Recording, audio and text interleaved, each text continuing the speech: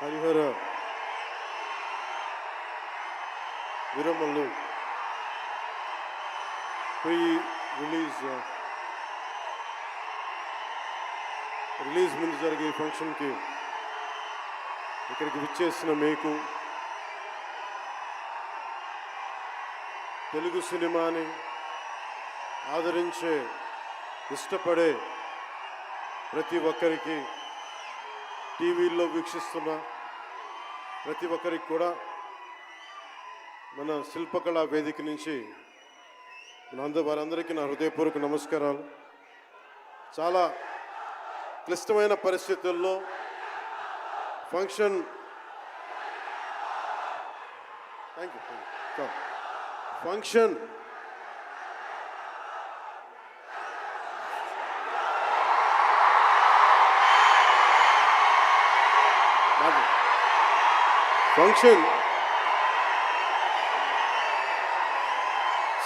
హైదరాబాద్ తెలంగాణలో హరిహర వీరమల్లు ఫంక్షన్ ఒక కనీసం లక్షలాది మంది మధ్య జరుపుకుందామని ప్లాన్ చేసిన వర్షాభావాలు ఇతరత్ర కారణాల వల్ల దాన్ని ముందుకు తీసుకెళ్ళలేక ఫంక్షన్ సైజ్ని మనం శిల్పకళ వేదికకి పరిమితం చేసినా కానీ ప్రతి ఒక్కరికి టీవీలో కూర్చొని మరింత సురక్షితంగా చూడాలని ఒక ఉద్దేశం. ఇలాంటి ఒక ఫంక్షన్ చేసుకోవాలంటే చాలా ఒత్తిళ్ళు ఉంటాయి. అలాంటి పరిస్థితుల్లో ముఖ్యంగా హైదరాబాద్ తెలంగాణలో పర్మిషన్ ఇచ్చిన, ఈ సభకి పర్మిషన్ ఇచ్చిన గౌరవ ముఖ్యమంత్రి శ్రీ అనుముల తెలంగాణ గౌరవ ముఖ్యమంత్రి శ్రీ అనుముల రేవంత్ రెడ్డి గారికి ప్రత్యేకించి నా ప్రత్యేక ధన్యవాదాలు, హృదయపూర్వక నమస్కారం. అలాగే డీజీపీ గారికి, శ్రీ జితేందర్ ఐపీఎస్ గారికి, అలాగే సైబరాబాద్ కమిషనర్ పోలీస్ శ్రీ అవినాష్ మోహంతి గారికి కూడా నా ప్రత్యేకమైన కృతజ్ఞతలు. ఇది పాపం చాలా బోనాల పండుగ సమయంలో ఒత్తిడి గురవకూడదు, తొక్కిసలాట జరగకూడదు.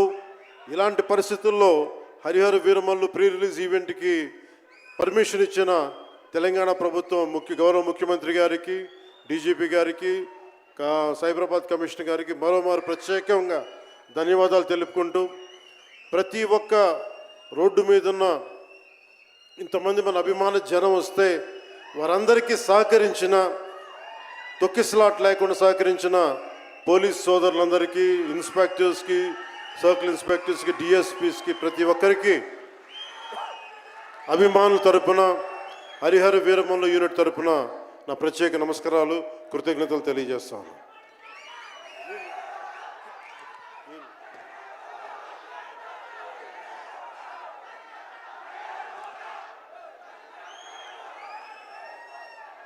అలాగే తెలంగాణ సినిమాటోగ్రాఫర్ శాఖ మంత్రి శ్రీ కోమటిరెడ్డి వెంకటరెడ్డి గారు రావాల్సి ఉండింది, కానీ ఆయన మనకి సీఎం గారు రివ్యూ మీటింగ్ల వల్ల రాలేకపోయారు. వారికి కూడా నా ప్రత్యేక కృతజ్ఞతలు. అలాగే నేను పాలిటిక్స్కి వచ్చాక, సినిమాలోకి వచ్చి మీ అభిమానాన్ని ఎలా సంపాదించుకున్నాను, పాలిటిక్స్లోకి వచ్చాక నేను స్నేహంతో పాటు ఒక మంచి స్నేహితుణ్ణి, అలాగే ఒక మంచి ఒక మిత్రుణ్ణి సంపాదించుకున్నాను. అది శ్రీ ఈశ్వర్ ఖండ్రే గారు. And I found a great friend and a great brother in him. I am truly grateful to you, sir, from coming all the way from Karnataka, for making your time in your busy schedule, and I'm eternally grateful to you for making your presence felt here. Your blessings and your kind words and your good words are truly inspiring, and we will truly cherish this moment with you, sir. We are grateful to you. అలాగే కందుల దుర్గేష్ గారు, గౌరవ పర్యాటక సాంస్కృతిక శాఖ మరి cinematograph శాఖ మార్చులు, ఆంధ్రప్రదేశ్ ప్రభుత్వం. అలాగే ప్రత్యేకించి రఘురామకృష్ణరాజు గారు, మీకు తెలుసు కదా, ఆయన గురించి చెప్పక్కర్లేదు కదా. గౌరవ ఆంధ్రప్రదేశ్ శాసనసభ ఉపసభాపతి, ఆయన మాటని శాసనసభలో చూడాలి, చాలా ఆనందంగా ఉంటుంది ఆయనతోటి. వారికి కూడా నా ప్రత్యేకంగా ధన్యవాదాలు.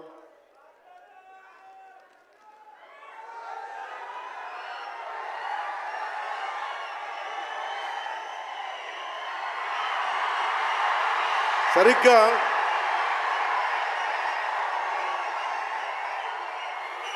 ఒక 2 సంవత్సరాల క్రితం భీమ్లా నాయక్ రిలీజ్ అయినప్పుడు,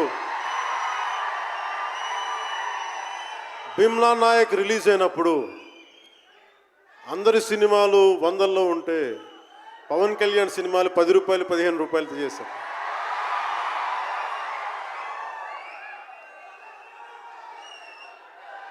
నేను ఒకటే చెప్పాను ఆ రోజున, మనల్ని ఎవడు ఆపేది.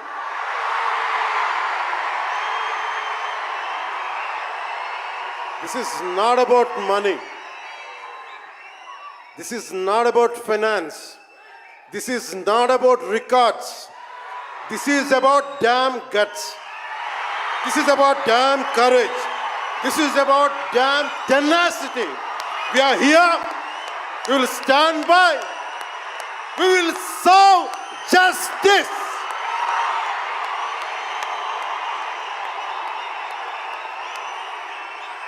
పవన్ కళ్యాణ్ ఎప్పుడు రికార్డుల కోసం ప్రయత్నం చేయాల. Reluctant actor.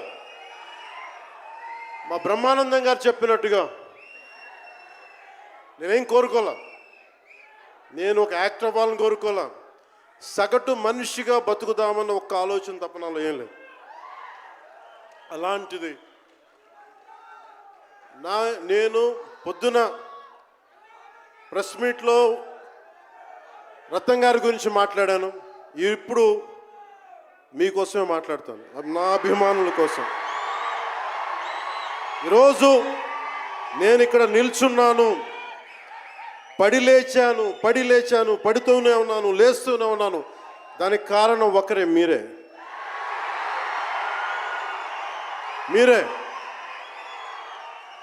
పడిపోయినా, కింద పడ్డా, లేచినా, ఉన్నా, అన్నా నీ వెంట మేము ఉన్నామని. నా దగ్గర ఏమన్నా ఆయుధాలు ఉంటాయా? నా దగ్గర ఏమన్నా గుండాలు ఉంటారా? నా దగ్గర ఎవరు లేరు, గుండెల్లో ఉండే మీరు తప్ప.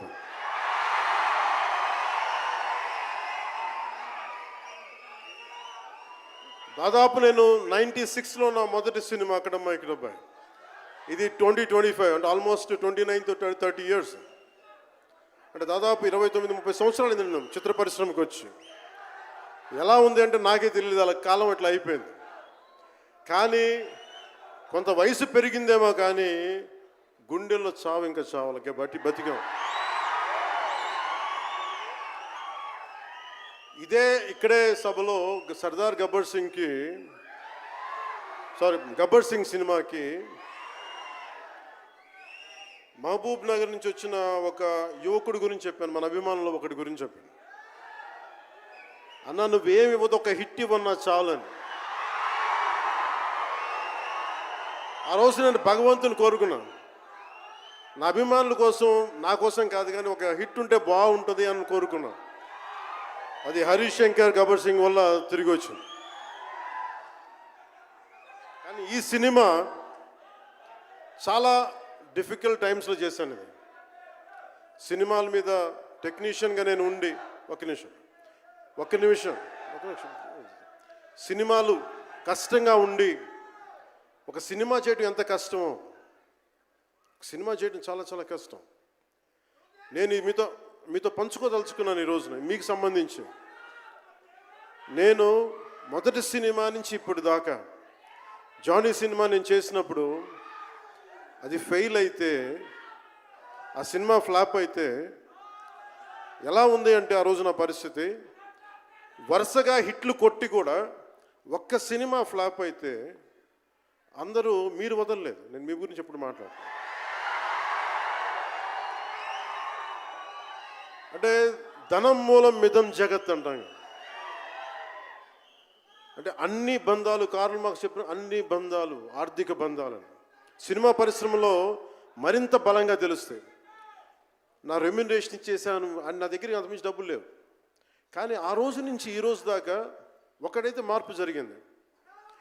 నేను చిత్ర పరిశ్రమ హిట్స్ ఫ్లాప్స్ ఇవన్నీ వదిలేసి నేను ఒకటే నమ్మాను, నా అభిమానులు నాకున్నారు, నన్ను ప్రేమించే వాళ్ళు ఉన్నారు. డబ్బుకి ఎప్పుడు నేను ప్రాధాన్యత ఇవ్వను. నేను ఇచ్చింది బంధాలకు ప్రాముఖ్యత ఇచ్చాను. మనిషి నుంచి మనిషి బంధం. నా గుండె నుంచి మీ గుండెకి 2 గుండెల దూరం అంతే.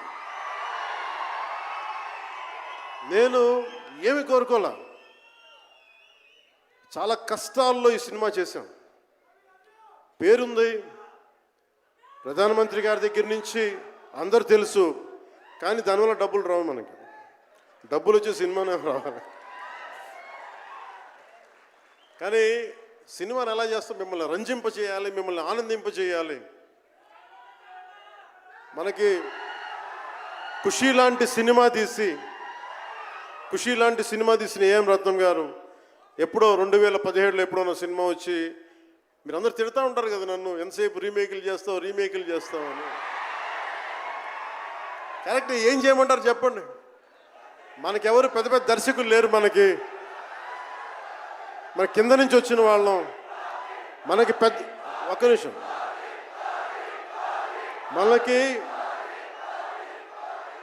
మన సినిమాలని చెప్తున్నా, ఓజీ సంతోషం, ఇది వీరా, మీకు ఈ సినిమా గురించి చెప్తాను మీకు. అంటే మనకి దర్శకులు ఎవరు లేరు. నన్ను అందరూ కూడా ఈ రీమేక్ చేస్తే వీడితో పని అయిపోతే డబ్బులు వస్తాయి, వీడికి రీమేక్ చేస్తే డబ్బులు వస్తాయి. మధ్యలో నేను చేసిన పాపం వల్ల ఒక ఫ్లాప్ తీసాను అంతే. ఆ ఫ్లాప్ తర్వాత నా గ్రిప్ రాలే మళ్ళీ ఫిల్మ్ ఇండస్ట్రీలో. మళ్ళీ నాకు నిలబడింది ఒక త్రివిక్రమ్ శ్రీనివాస్ నిలబడ్డాడు నా కోసం. ఆయన ఎవరో కూడా తెలియదు నాకు.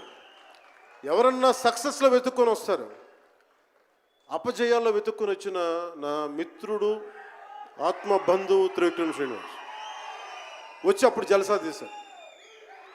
కష్టాల్లో ఉన్నప్పుడు లేదు, అడ్వర్సిటీ రివీల్స్ ట్రూ క్యారెక్టర్ అంటారు. కష్టాల్లో ఉన్నవాడే వచ్చినప్పుడు స్నేహితుడు. అలాంటి స్నేహితుడు నాకు భగవంతుడు త్రివిక్రమ్ శ్రీనివాస్ ద్వారా వచ్చాడు. అలాగే ఎందుకు రీమేక్స్ చేశాను మీకు ఉంటుంది కదా. నా పార్టీని ఎవడు నడుపుతాడు? కొత్త కథలు తీస్తే ఎప్పుడో వెళ్ళిపోద్ది. నా భార్యని కానీ నా పిల్లల్ని కానీ ఎవరు పోషిస్తారు? నేనే పోషించుకోవాలి, దానికి డబ్బులు కావాలి, పార్టీ నడపాలి. వీటన్నిటికీ రీమేక్ అనేది నాకు కొంచెం ఈజీ దారి అయింది. సొంత సినిమాలు కొత్త సినిమాలు చేయలేక కాదు, వేరే దారి లేక. నాకు దేశం పిచ్చి, సమాజ బాధ్యత పిచ్చి, సినిమా మీద ఉన్న కరెక్టే. నేనంటే మీకు పిచ్చి. అలాంటి నేను ఒక మంచి సినిమా రావాలని కోరుకుంటే అది ఏఎం రత్నం గారి ద్వారా వచ్చింది. కోరుకున్నాడు ఆయన, నీతోటి ఒక బలమైన సినిమా తీయాలని. ఏదో ఆయన కూడా ముందు రీమేక్ వచ్చారు, అవి అటు ఇటు తిరిగి యాక్చువల్గా క్రిష్ గారి వల్ల ఈ సినిమా వచ్చింది. ముందు జాగర్లమూడి క్రిష్ గారికి మనందరం ముందుగా కరతాళ ధ్వనుల ద్వారా చాలా బలంగా తెలియజేయాలి. ఆయన ఒరిజినల్ ఫౌండేషనల్ వర్క్ మీద ఇది ముందు. వ్యక్తిగత కారణాలు, కొన్ని ప్రొఫెషనల్ రీజన్స్ వల్ల మధ్యలో ఆయన వెళ్ళిపోవాల్సి వచ్చింది. ఈ సినిమాకి 2 కరోనా ఇది వచ్చినాయి, 2 కరోనా వేవ్స్ కొట్టినాయి. దాని మధ్యలో నలిగిపోయింది సినిమా. అలాంటి సమయంలో ఒక ఆస్కర్ విన్నర్ ఎక్కడో మనం ఆంధ్రప్రదేశ్లో చిన్న బడ్జెట్లో సినిమా తీస్తే మన బడ్జెట్స్ ఎంత ఉంటాయి? 10 కోట్లు 15. అలాంటి సినిమాల నుంచి సంగీత దర్శకత్వం వహించి మనం పెట్టే నాటు నాటు నాటు అనే పాట ప్రపంచమంతా ఉర్రూతో లూగిస్తుంది అనేది తెలియజేశారు కీరవాణి గారు. అలాంటి కీరవాణి గారు నేను ఈ సినిమాని ఎన్నిసార్లు చేసే పరిస్థితుల్లో నిజంగా ప్రతిసారి నాకు నిరుత్సాహం ఉండేది.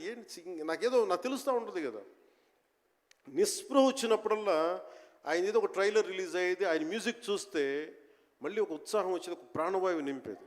సార్ ఈ సినిమాకి ఈ రోజున ఇంత బలంగా ఆత్మవిశ్వాసంతో ఉన్నామంటే you are the hero sir. You are the true hero, sir, for us. Without Keeravaniji's music, this is not Harihar Veeramal. ఈరోజు హరిహర వీరమల్లు బలంగా ఉంది అంటే it's only the dedication and the kind of effort he has put into the film is truly commendable and truly admirable sir. We are truly grateful to you sir. మధ్యలో వారి నాన్నగారిని కోల్పోయి ఆ సమయంలో కూడా మనస్ఫూర్తిగా ఆయనకి ఆ బ్యాక్గ్రౌండ్ స్కోర్ ఇచ్చినందుకు, సొంత తండ్రిని కోల్పోయి కూడా ఇచ్చినందుకు మరోమారు వారికి ప్రత్యేకంగా కీరవాణి గారి టీంకి, కీరవాణి గారి గాయకులకి, వారి రికార్డింగ్ టీంకి, వారి ఇంజనీరింగ్ డిపార్ట్మెంట్కి, ప్రతి ఒక్కరికి నా హృదయపూర్వక ధన్యవాదాలు.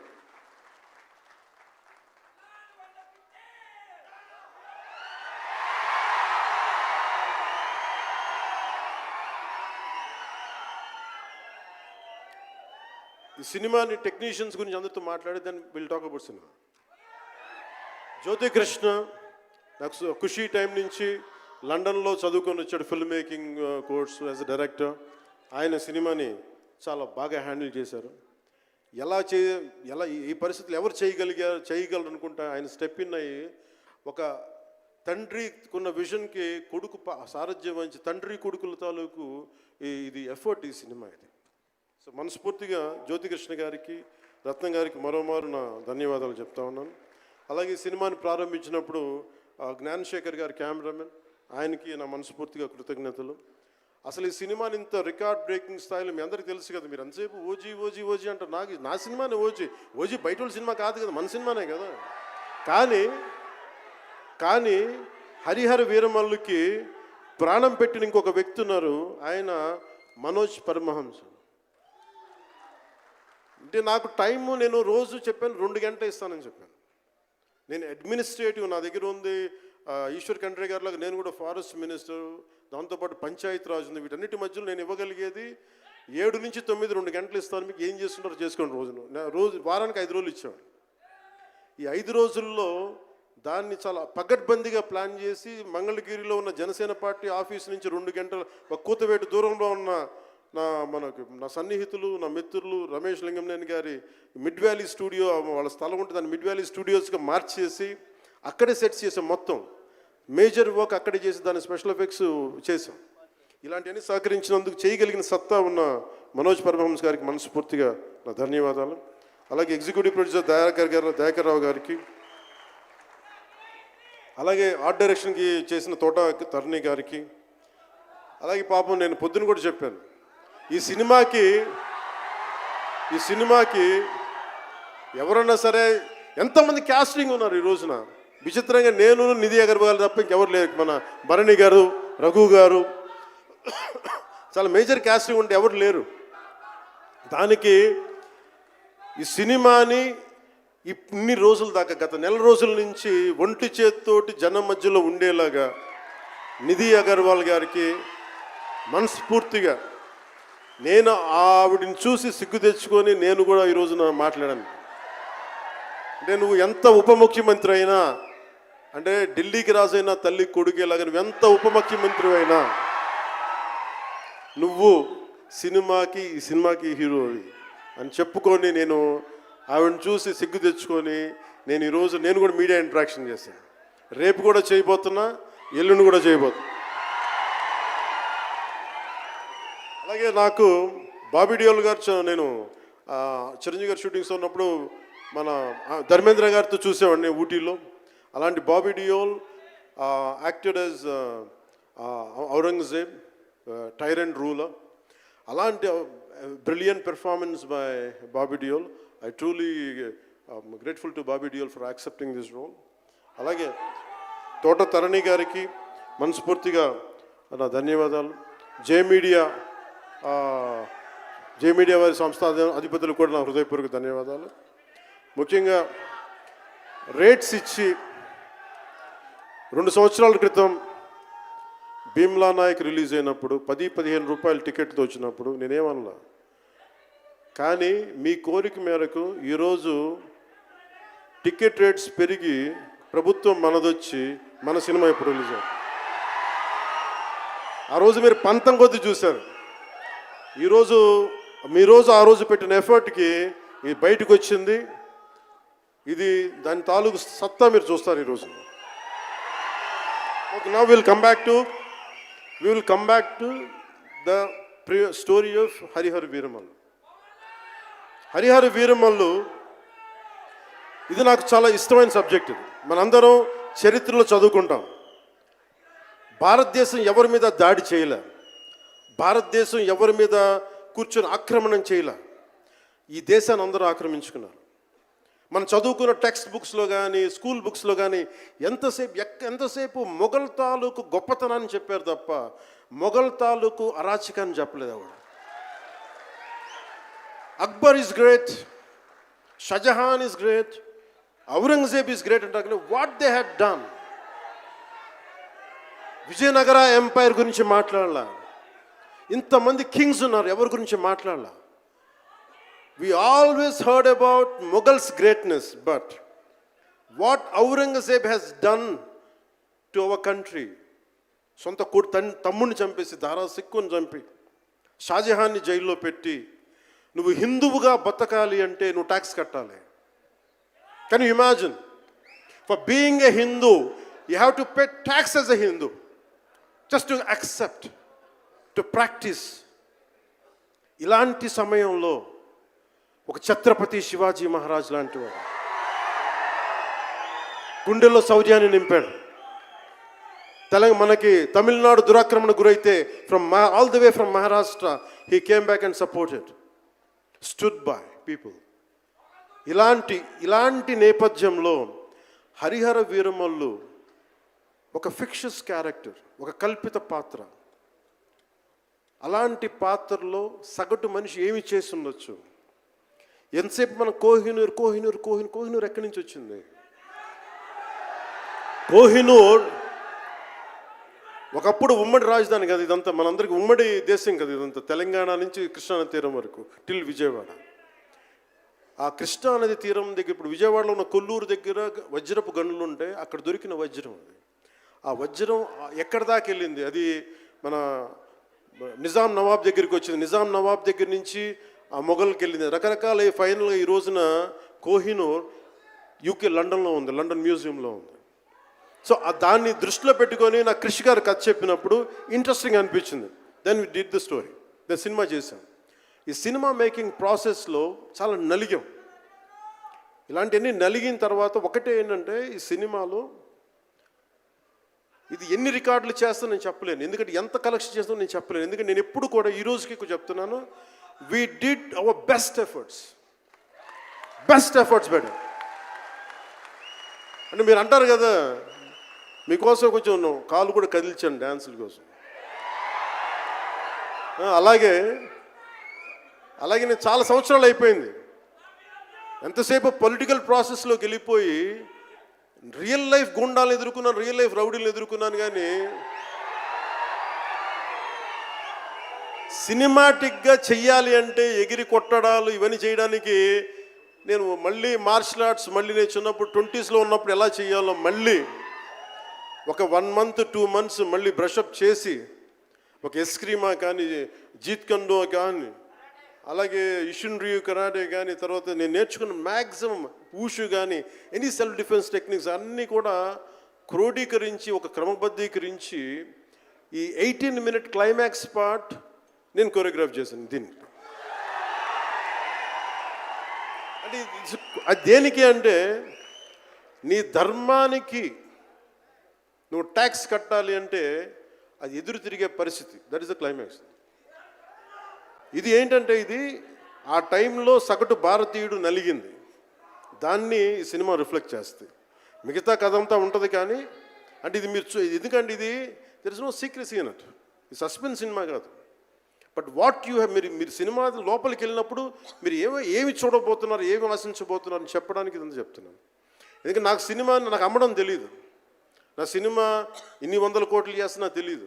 ఎందుకంటే 10-15 రూపాయలతో కూడా సినిమాలు ఆడినాయి. మనం 10-15 రూపాయలతో కూడా సినిమాలు డబ్బులు చేసినాయి. ఫ్లాపుల్లో పెరిగామంటారు, నేను ఇప్పుడు సక్సెస్లో పెరగల. సో మీరు కోరుకున్న సక్సెస్ భవిష్యత్తులో రావాలని మీరు ఎలా ఆశిస్తున్నారో నేను కూడా అలాగే ఆశిస్తున్నాను. జరుగుద్దా లేదా అన్నది ఆ పెరుమాళ్ళకి ఎరుక, అది భగవంతుడు చెప్పాలి, మన చేతిలో లేదు. మన చేతిలో ఉన్నదల్లా we had done best, we had given our best. Rest leave it to God. మీకు నచ్చిందా బద్దలు కొట్టాడు. That's all I can say. మీకు మీరే నా బలం, మీరే నా బలం. నేను కష్టాల్లో ఉన్నా, ఓటమిలో ఉన్నా, ఎక్కడున్నా అన్నా నీకున్నావని చెప్పిన వాళ్ళు మీరు. మనల్ని ఎవడరా ఆపేదంటే, మనల్ని ఎవడన్నా ఆపేదని ముందుకొచ్చింది మీరు. మీకు ప్రతి ఒక్కరికి పేరు పేరున ఈ గుండె ఎవరి కోసం కొట్టుకోదు, మీకోసం కొట్టుకుంటుంది, మీ కష్టాల కోసం కొట్టుకుంటుంది. మళ్ళీ విశాఖపట్నంలో కలుసుకుందాం. టిల్ దెన్ జై భారత్, జై హింద్. ఒక గ్రూప్ పిక్చర్ కోసం పవన్ కళ్యాణ్ గారిని ఉండవలసిందిగా రిక్వెస్ట్ చేస్తున్నాము. ఒక గ్రూప్ పిక్చర్ ప్లీజ్. ఒక గ్రూప్ పిక్చర్. వినాలి, హరిహర వీరమల్లు చెప్తే వినాలి. జూలై 24వ తారీఖున కలవాలి, థియేటర్స్లో కలుద్దాము.